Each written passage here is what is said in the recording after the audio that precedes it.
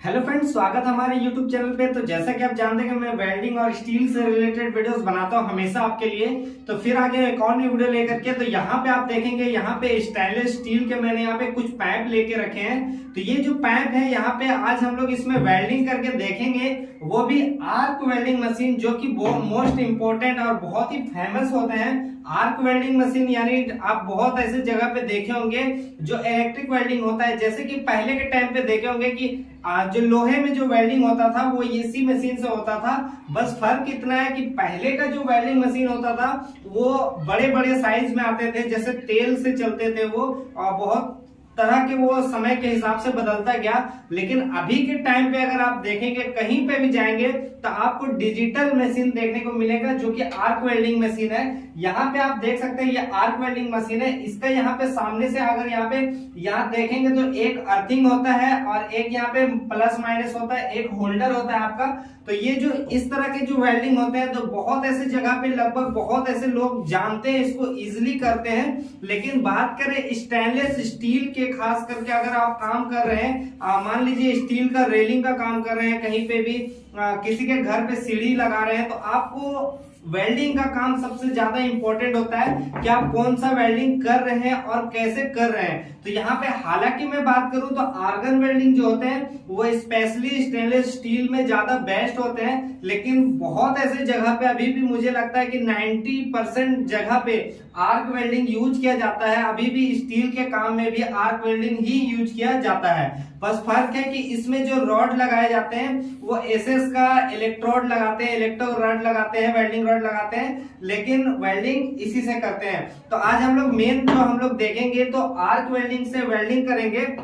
यहाँ पे मैंने कुछ पाइप लेके रखे हैं। जैसे कि ये जो हमारा पाइप है ये 26 गेज का पाइप है। आपको बता दूं स्टेनलेस स्टील का इसका जो थिकनेस है ये बहुत पतला है, और इसका जो थिकनेस है ये 18 गेज का पाइप है यहाँ पे।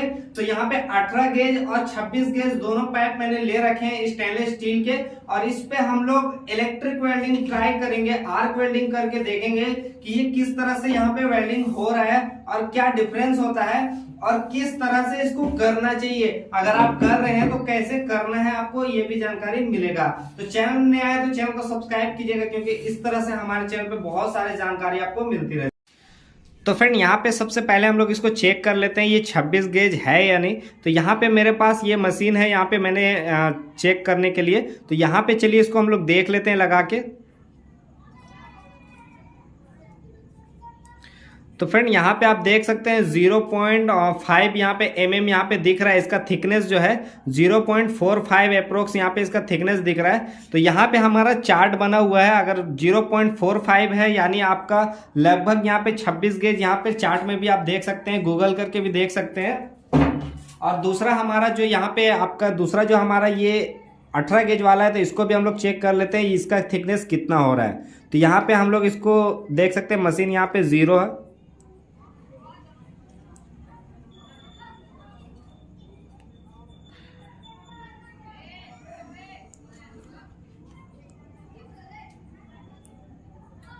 तो फ्रेंड यहाँ पे आप देख सकते हैं 1.2 mm यहाँ पे शो कर रहा है। इसको मैंने पूरा प्रेस करके रखा है। इसका यहाँ पे थिकनेस भी आपको यहाँ पे दिख रहा होगा कि इसका थिकनेस बहुत ज़्यादा है। तो 1.2 यानी 18 गेज होता है, आप गूगल में भी चेक कर सकते हैं। तो चलिए अभी हम लोग इसको फटाफट वेल्डिंग करके देखते हैं।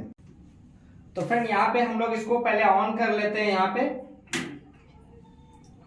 तो फ्रेंड यहाँ पे मैंने ऑन कर लिया इसको। यहाँ पे आप देख सकते हैं यहाँ पे अभी 75 पे वोल्टेज है। तो हम लोग जो वोल्टेज है वो लगभग सेम रखेंगे, दोनों में वोल्टेज अलग नहीं करेंगे।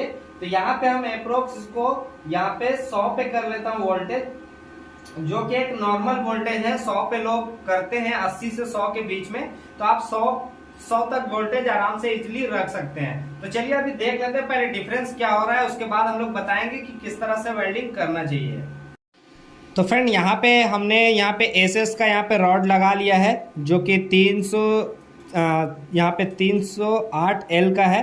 तो चलिए अभी हम लोग इसको इसको लगा के देख लेते हैं वेल्डिंग करके कि कितना हो रहा है। तो यहाँ पे 26 गेज वाले पाइप पे पहले हम लोग वेल्डिंग करेंगे, उसके बाद देखेंगे इसमें क्या डिफरेंस आ रहे हैं।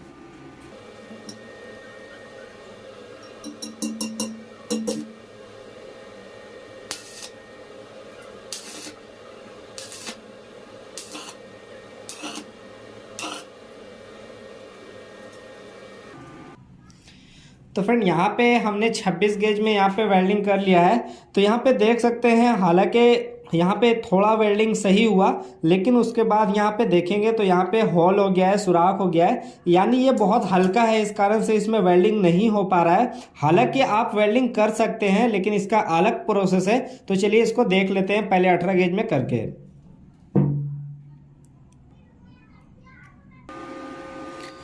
तो फ्रेंड यहाँ पे 18 गेज वाला यहाँ पे पाइप है। हालांकि यहाँ पे देखेंगे मैंने हल्का यहाँ पे गैप रखा है ताकि वेल्डिंग जो है वो सही से हो पाए। तो यहाँ पे हल्का गैप है, लेकिन फिर भी हम लोग चलिए इसको देखेंगे। ये 18 गेज पाइप है।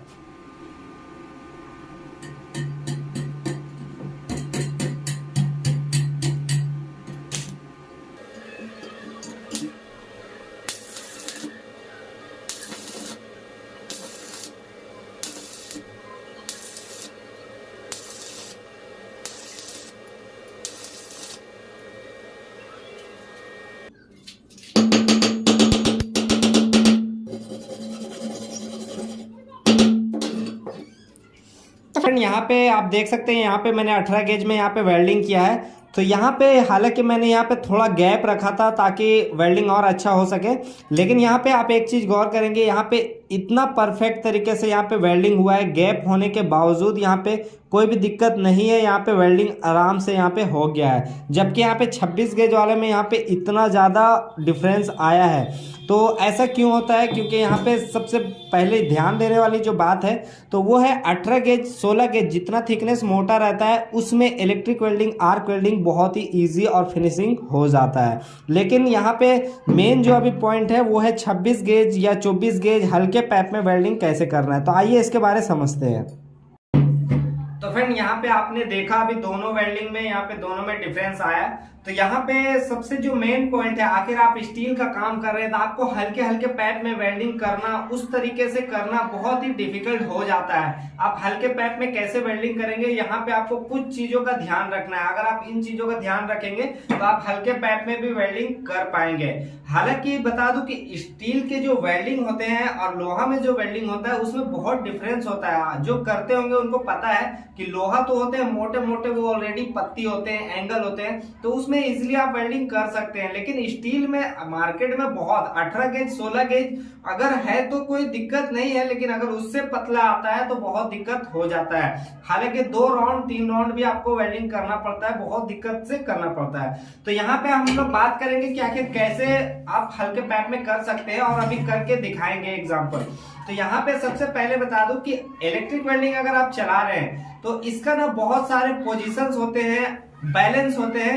अगर आम भाषा में कहें तो आप वेल्डिंग कर रहे हैं तो बहुत ऐसे जगह पे आपने चाहा कि ऐसे करके मार दिए तो ऐसे करके मारने, अचानक से ऐसे कर दिए, तो इस तरह से जो वेल्डिंग करते हैं तो बहुत वो सही होगा ही नहीं। आपको सबसे पहला जो ध्यान रखना है वो पोजीशन का ध्यान रखना है कि आपको बहुत ही स्मूथ तरीके से बढ़िया पोजीशन में पूरा आपको एरिया आपको बढ़िया से ले करके और पूरा बॉडी को स्थिर करके आपको वेल्डिंग करना है। सबसे पहला तो आपको पोजीशन पे ध्यान देना है कि आप स्थिर से वेल्डिंग करें, आपका हाथ एकदम कंट्रोलिंग में हो, बैलेंस में हो, इस तरह से आपको करना है। और दूसरा जो आपको चीज फॉलो करना है वो है चिप तार का। आपको बता दूं कि अगर आप हल्का पाइप में वेल्डिंग करते हैं तो अलग से स्टील का चिप वायर ये मार्केट में मिलते हैं, बहुत सारे आर्गन वेल्डिंग के लिए स्पेशली आते हैं। तो आप इस तरह से पतले वायर के यूज कर सकते हैं। इसका यूज करने से बहुत आपको बेनिफिट होगा।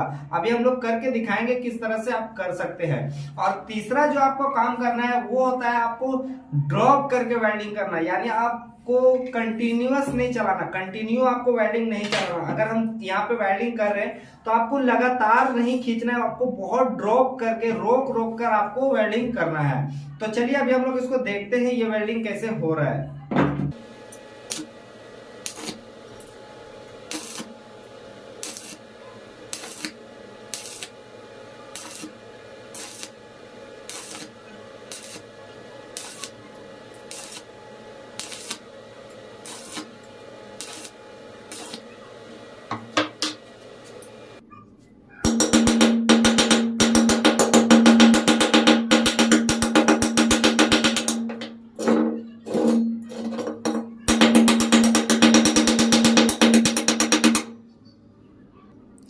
फ्रेंड यहाँ पे हमने यहाँ पे वेल्डिंग कर लिया है, देख सकते हैं यहाँ पे कुछ यहाँ पे डिफरेंसेस आए हैं। ये इतना हल्का है लेकिन फिर भी यहाँ पे सुराख नहीं हुआ है। वेल्डिंग यहाँ पे थोड़ा ऊंचा ऊंचा आपको दिख रहा होगा क्योंकि यहाँ पे मैंने चिपतार का यूज़ किया है। ये चिपतार का यूज़ के कारण ये हॉल नहीं हुआ है।